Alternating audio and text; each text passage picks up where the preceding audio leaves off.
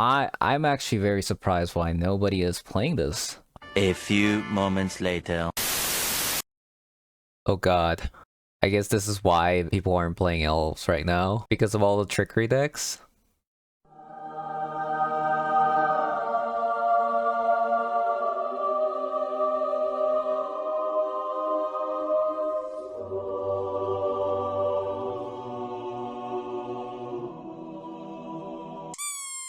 Or they just surrender after mulliganing multiple times. Okay, so the new Elves deck is insane. I'm actually very surprised why nobody is playing this.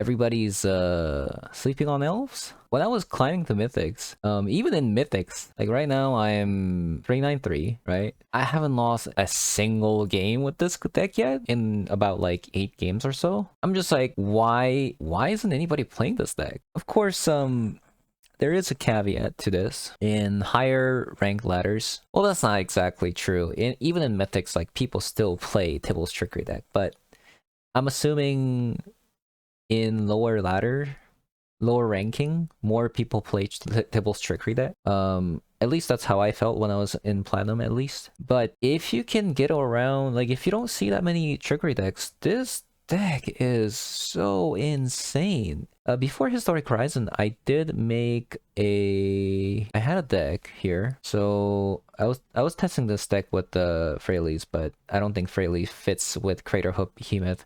But aside from the Freyalise, right? Like, let's get rid of Freyalise. Basically, I think it was like this, and then I had... Oh, yeah, I had a Realm Walker here. Okay, so it looks something like this, and I went something crazy, like, I don't know, like, what was it, like, what was the record, like 30-2 or something in best out of 3 before Historic Horizons. And that was because nobody was really playing with Circle of Dream Druids. With the D&D set, the Circle of Dream Druids came out, and that allowed, basically, coupled with Elvish Archdruid and Circle of Dream Druids, you have just infinite mana, so you could cast like Finale of Devastation or Fierce Empath into Craterhoof, and then you would just win the game that way. But now is a little different because we did receive Freyalise. Okay, so I thought this card was a sideboard card, and I was totally wrong. This card is just absolute bomb.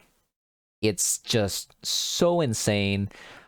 I thought I thought the -6 was gonna be garbage, but the -6 just is an absolute house. What an ultimate. Most of the times you're +1. You're gonna be +1 untapping a creature into another creature, right? Like land onto Llanowar Elf or Elvish Archdruid or Circle of Dream Druids. Like, untapping is fine, but then they get a permanent buff to +1/+1 on the creature and something in your hand.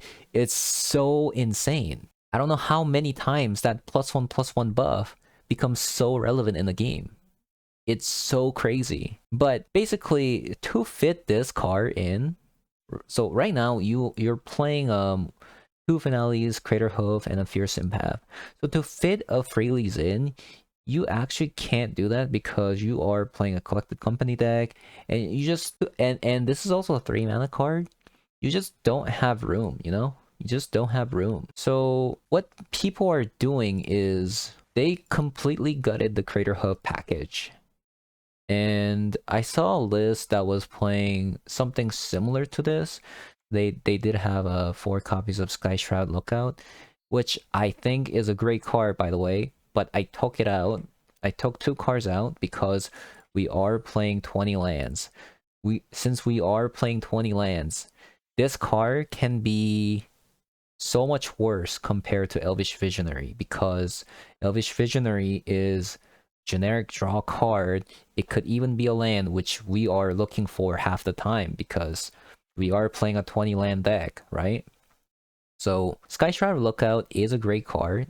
I have it in because I do think it's a great card, right? But compared to Elvish Visionary, it's definitely not as good. But late game, when you have enough lands, then it becomes better. So there is that restriction to Skyshroud Lookout compared to Elvish Visionary, when it's only good when it's late game and not as good when it's early game. So that's why I only have 2 copies of, compared to the Elvish Visionary. And we are playing, again, we're playing the Circle of Dream Druids because I think this card is just a better card compared to something like Marwyn. If you have this card and you don't own Circle of Dream Druids, that's fine. Just play. You can get away with playing Marwyn. But Circle of Dream Druids, I feel like Circle of Dream Druids is a way better card than Marwyn for one reason, and that's because this is not a legendary, and this is a legendary. You can have multiple copies of Circle of Dream Druids on the board, when Marwyn you can only have 1 copy of on the board at a time. In a deck that likes to flood a lot, you don't want that.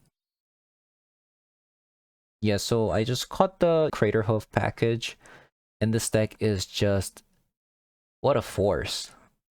What a force. It is so fast as it was before, and even against control decks, they have so much to deal with. You have the Freyalise. You start playing Elisha Shepherds, like nothing gets countered, and then they have to worry about Freyalise. Then you have to worry about Collected Company being casted on their turn. It's just a headache for them. And not only that, you're playing 4 copies of Elvish Visionary, and you're playing 2 copies of Skyshroud Lookout. It's like they're trying to 1-for-1 you, but you keep playing cards that keep generating value. And they hate that. And that's why I think Elf is such a great deck right now.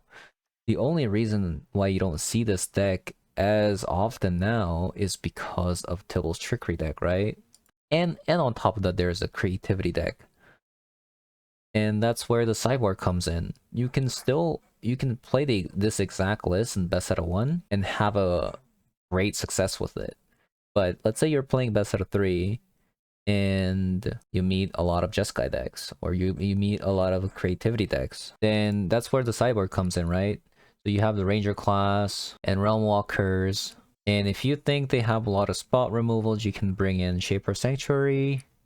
Mask Vandal is here for enchantment, and if you think you're playing against, like, let's say you're playing a blue-white deck, then they like to bring a lot of enchantments, right? Or artifacts like Portable Hole, Baffling End, things like that. Then you can start bringing like Mask Vandal. But against Jeskai, they play a lot of things like Helix, Magma Opus, things like that. So you don't want to bring... I don't think you bring Mask Vandal against them. Against Magma Opus deck, obviously you want to bring 3 copies of Scavenging Ooze. And these 3 Heaven to Earth is only for matchups like Angels decks and the Creativity decks, because Creativity decks will so they're gonna have Sarah's Emissary. This is what you want for Sarah's Emissary. There's better options, Run Afoul, and there's like Plummet, right? You could have that as well, but let's say you're playing against Angels a lot, then Heaven to Earth is better.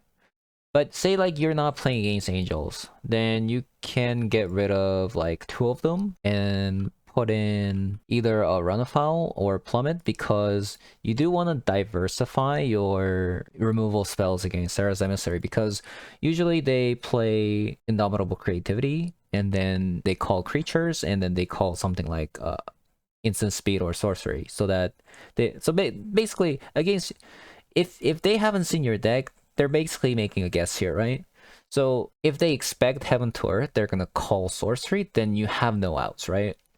So diversifying your removal options against the Sarah's Emissary deck is important, because they come in and then they're gonna be like, oh, I'm gonna call creatures and sorcery, but then you also have Run Afoul in your deck, and you play Run Afoul and they have to sacrifice a creature. If they sacrifice a creature, they're gonna lose, so they're gonna sacrifice sorcery, right?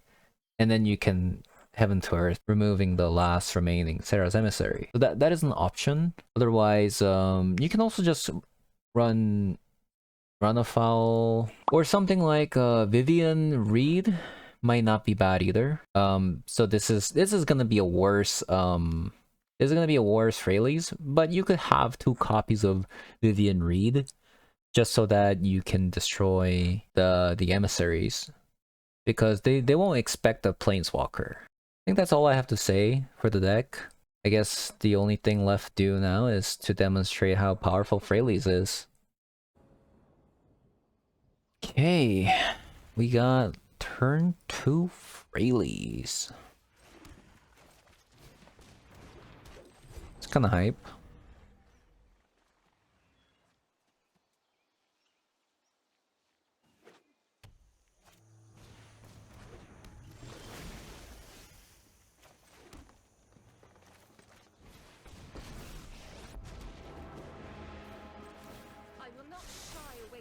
We will endure all trespassers. Okay.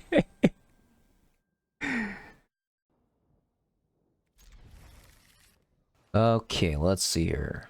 Should I think I should do this, yeah. Ooh.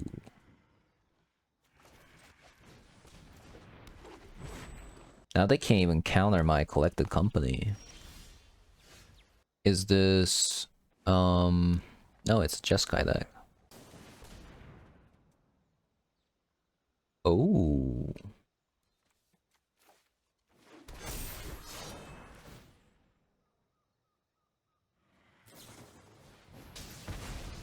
Maybe I should have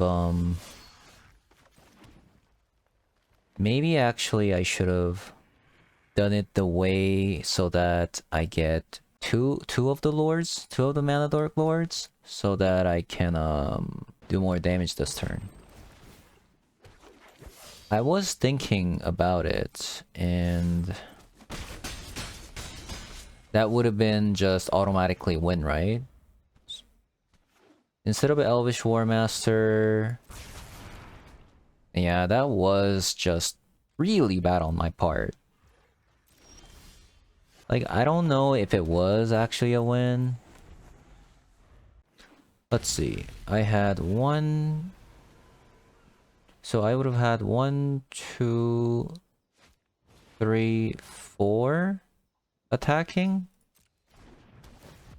No, I'd have had 3 attacking. So it wouldn't have been lethal, but it would have been very, very close.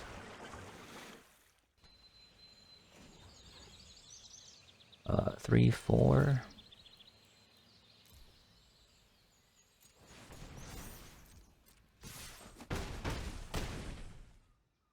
They might just get beaten down by this layer of Hydra. Are they gonna shock themselves? Nope. Oh. That's a pretty good one. 3, 4, 3, 4, 5, right? This should work, right? There you go. Good old elves, man. Good old elves. Pretty good. Pretty good. This would be an ambitious keep. You know what? You only live once, right? Okay. What is this? Counters deck? How are you gonna counter this though?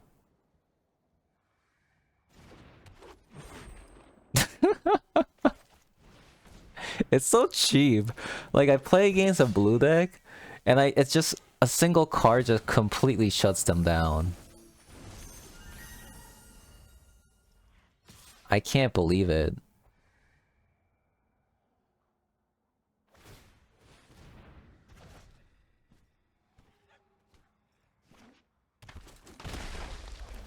Sure, go ahead. You can draw a million cards if you like.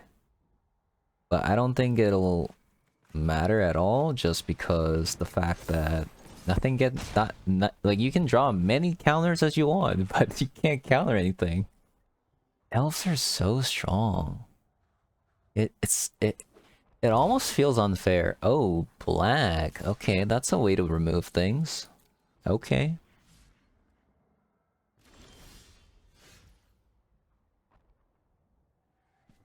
You can't remove anything. You can't remove anything.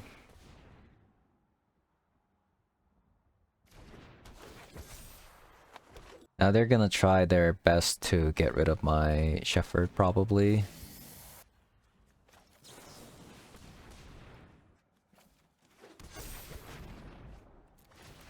This is just so one-sided. This is just so one-sided. I feel so bad for them. Am I missing something? Like, am I missing something here? There's no way they can do anything, right? Yep. So far, undefeated. It's the same person. Okay, so, well, if they're playing Rogue, I got the Shepherd. If they're playing the same deck, they're gonna be upset.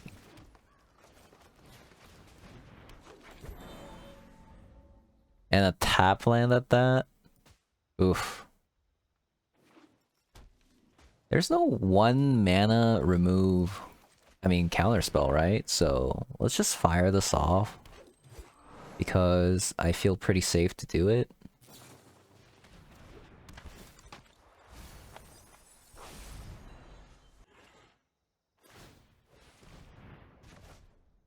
I actually really welcome the fact that... You know how like rogues just hold up mana until it's end of your turn? But they're using their mana on their turn, so I don't feel scared at all. Yeah, so they have a Fatal Push in hand. Alright, at least I think they do.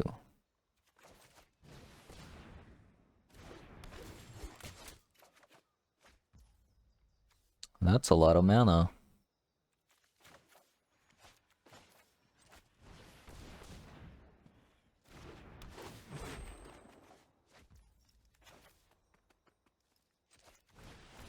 This will probably get Fatal Pushed.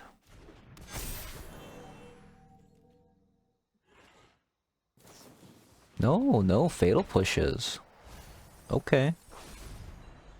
I honestly just don't care if they draw any cards at all. I feel so... Yeah, I mean, I knew they were gonna, like... I mean...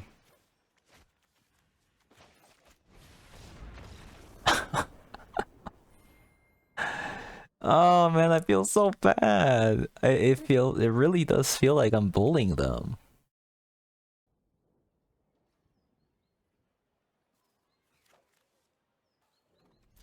Azandu. Maybe Gruul? Oh, interesting. Interesting, interesting.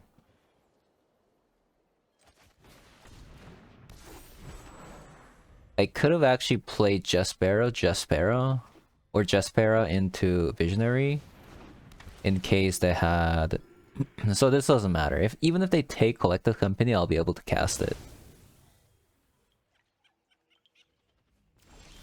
So reason to do Jespera there was to actually cast Collected Company if in case they remove Elvish Archdruid and I don't draw a land. So...